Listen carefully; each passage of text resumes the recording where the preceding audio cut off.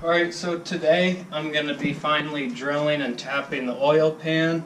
So hopefully this goes okay, because I could definitely like ruin the car or the whole project doing this, but it should be fine.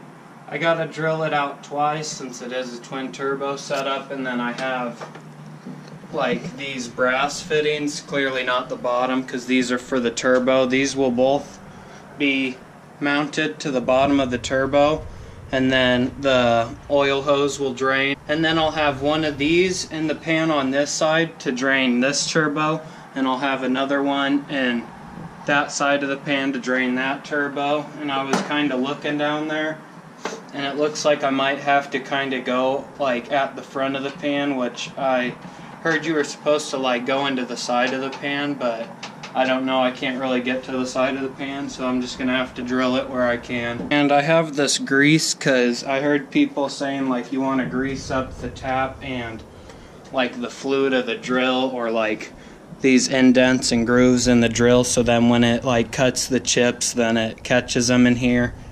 And I'll be changing the oil, but that'll be a separate video. And I thought I was going to have to get a new mass airflow sensor because I was told like I was going to have to, and that it was like in here on this model. But I actually took this open and I got the mass airflow sensor out, so I don't need to buy one. And the kit came with this piece, so that's clearly to go on there. And then this will be my MAF. So that's good that I don't have to waste money on one. And then in this piece, that sensor I think is the inlet air temp sensor, so I'll have to take that out and like get a grommet and put that on the cold side and just plumb the mass airflow sensor in. But I just wanted to show you guys that because I thought I was gonna have to buy a new one. This is the passenger side. Like I said, I don't really think I can get like in here, so I'm gonna go for here. And yeah, hopefully that I don't hit like an oil pickup or anything, but if I do, I guess the LS swap comes early. This is a center punch. It's just to try and make it so that the drill bit doesn't walk around on you. I was way more nervous thinking about doing this, and now I don't really care whatever happens. Hopefully it works, but if not, it's whatever. Oh, I should have started on the other side first too, because the other side looks like it's going to be way harder. This is bad. Motherfucker. Yeah, and like I said, if you didn't see the other video, sorry it took so long to finally get around to tapping this, but it took me forever to find the right bit, and then my drill wasn't big enough, so I had to borrow someone's. And now we're finally drilling and tapping it, so.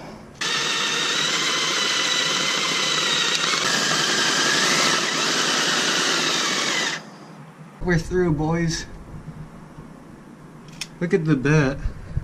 I need something. I'm gonna wipe off the bit a little bit, get some of these metal shavings off, and kinda get this grease moved back up.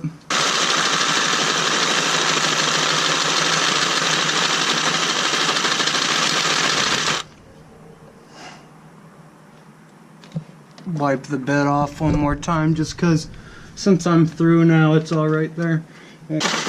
I'm scared that it's gonna catch and wreck me.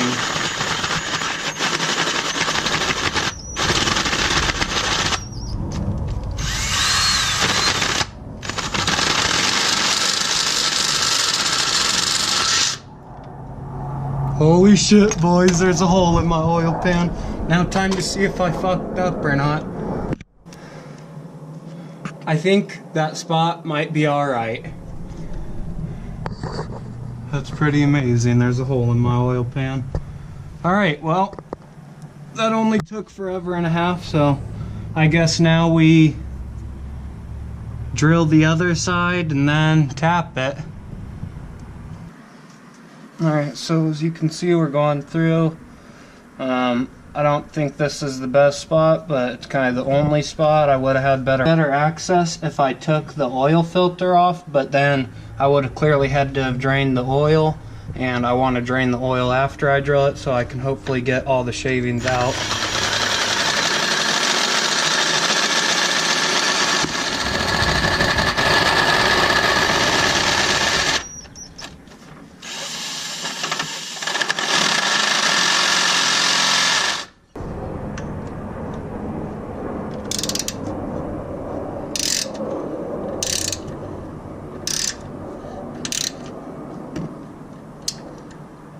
You gotta go in like a full turn and back it out half a turn to break the chips, which the chips are just like the threads that you're cutting out of the way.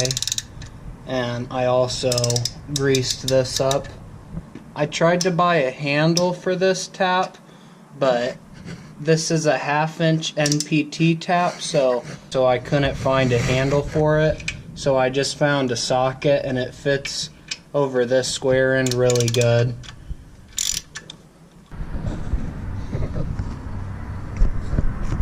Alright, so it didn't fit, so now I'm gonna have to keep tapping it a little bit. So you just kind of want to thread the tap back in, maybe clean off the metal shavings, and just keep tapping it for a little bit and check it again.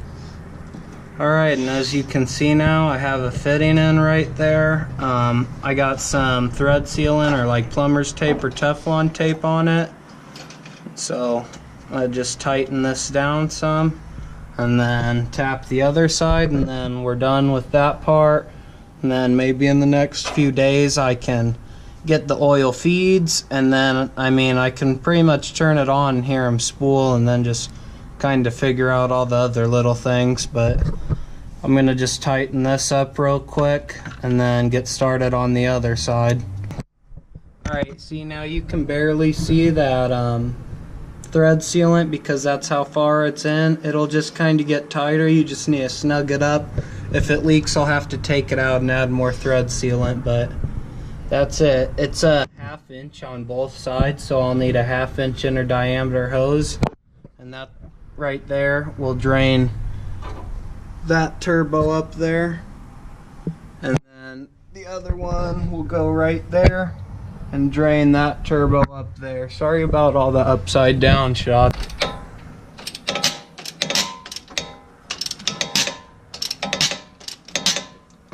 I'm taking this bracket off that holds the main harness on here because I don't have enough room to get the tap in there. Alright, so now I'm going to take the tap out of this side. This is the driver's side, and I'm going to see if the fitting fits up under there.